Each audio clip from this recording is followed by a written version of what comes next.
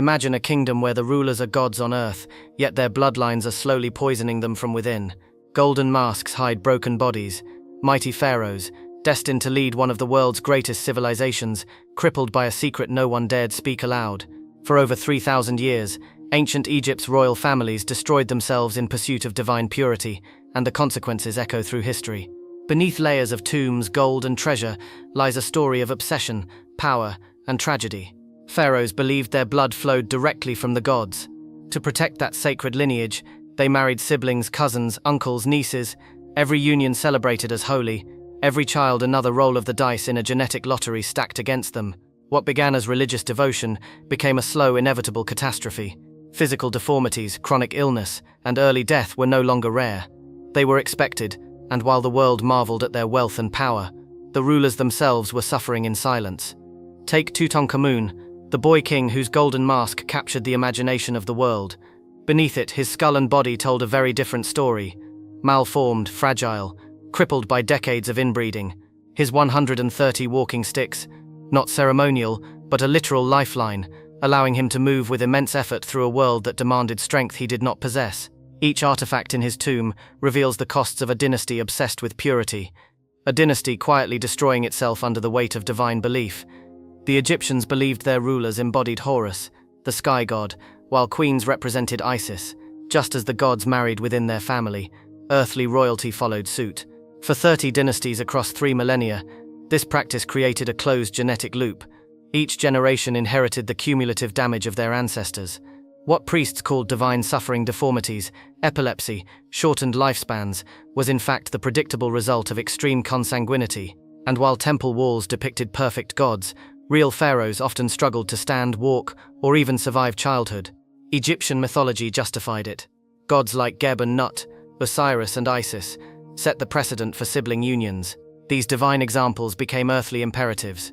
To marry outside the royal line was to threaten cosmic order, or Ma'at. Court officials and priests encouraged these marriages. To resist was to risk being labeled heretical, undermining both political power and religious legitimacy. The pressure to maintain bloodline purity was not just cultural, it was survival for those who wielded power. The consequences were devastating. Mummies and tombs reveal cleft palates, club feet, spinal deformities, and premature death. CT scans and DNA analysis show metabolic disorders, immune system weaknesses, and neurological conditions repeating through generations. The rulers of Egypt, supposed embodiments of divine perfection, became living examples of genetic collapse, and yet the society around them revered them still. Blind to the cost, captivated by wealth, art, and ritual. Imagine Akhenaten, Amenhotep IV, whose elongated skull and unusual hips challenged every convention of royal art. His portraits, unlike those of predecessors, portrayed reality, the physical result of generations of inbreeding. He altered the Egyptian artistic canon, moving from idealized gods to humanizing depictions, revealing the very deformities he bore. His queen Nefertiti, likely his half-sister, continued the cycle, producing children who often died young or bore abnormalities that further destabilized the dynasty. Tutankhamun, born of this lineage, inherited a devastating combination of disorders: club feet, spinal problems, cleft palate conditions that required constant care. His tomb reads like a medical supply catalogue. Splints, prosthetics, walking aids, malaria and infections that would have been minor in a healthy body became life-threatening. And when he married his half-sister, the union produced only stillborn daughters. The dynasty's future was slipping through its fingers, its male line ending with a teenager barely able to walk. Royal inbreeding was not only a genetic disaster but a political one. By marrying only within the family, pharaohs maintained control, preventing outside claims to the throne.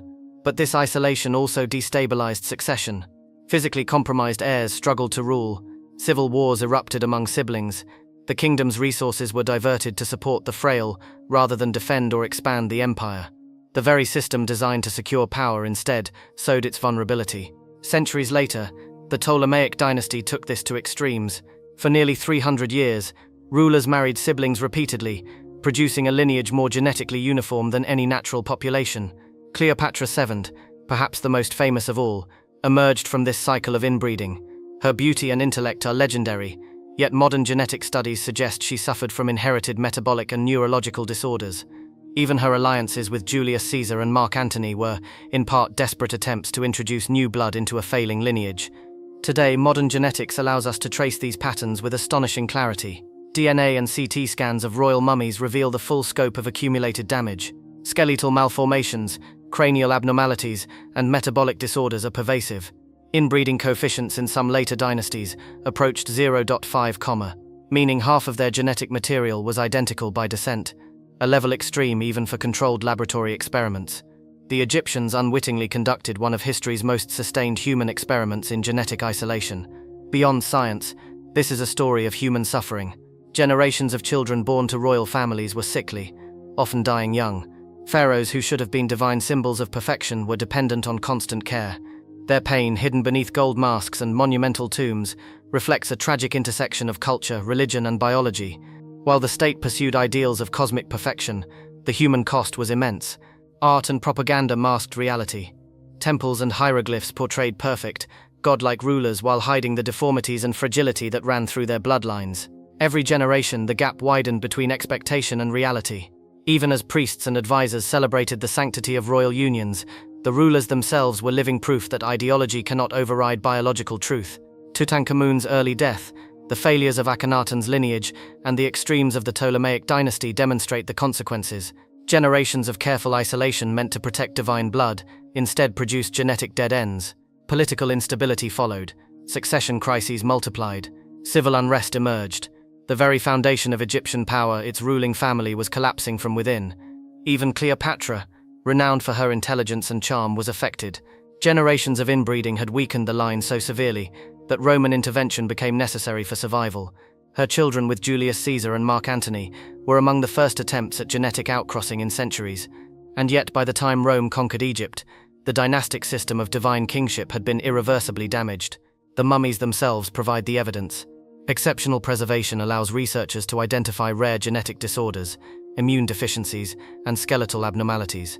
This data is unmatched in historical populations, offering a unique view of how culture and biology can collide. Egyptian rulers for millennia became case studies in the perils of extreme inbreeding, illuminating the delicate balance between genetics and power. The irony is profound. The pharaohs sought divine perfection but instead engineered their own decline. Gold and wealth could not mask the consequences of repeated consanguinity. Generations of rulers immortalized in art and legend were biologically fragile. Civilization's strength rested on fragile bodies and failing bloodlines. The story of Egyptian royalty is more than history. It is a cautionary tale. It reminds us that ideology, even when entwined with religion and politics, cannot defy the laws of nature. Cultural beliefs and divine ambition may inspire monuments and art, but ignoring biology has consequences. The mummies of Egypt, silent in their tombs, continue to teach lessons about genetics, human health, and the fragile foundation of power. For 3 millennia, the pursuit of purity led to devastation. Kings and queens became victims of their own lineage.